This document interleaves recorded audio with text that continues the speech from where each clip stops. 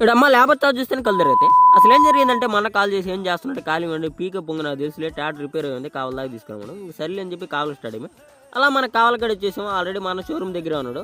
ఇంకా ట్రక్ అవన్నీ ఉన్నాయి మన ట్యాటర్ తీసుకెళ్ళి షెడ్లో పడినాక షెడ్ అంటే షోరూమ్ ఇంకా మెకానిక్ ఇచ్చి అది పోయింది ఇది పోయింది అన్నాడు అది ఎన్ని తెలిసి ఈ దగ్గరికి కిందకి వస్తాను ఇచ్చింది ఇంకా రాసుకునే వాళ్ళకి అసిస్టెంట్ వచ్చాడు పోయిన తప్పైనా రాస్తాడు ఆ నోట్స్లో మన బాను కింద 2 పాటలు అయితే ఇంకో 2 పాటలు బానుకు వస్తాడు మెకానిక్ బయటికి వెళ్ళి దీంట్లో టాటర్ స్పేర్ కానీ లేబర్ ఛార్జ్ చూస్తే కలదిరుతాయి వీళ్ళు సర్వీస్ మాత్రం సూపర్ చేస్తారు ఏ రిమార్క్ లేకుండా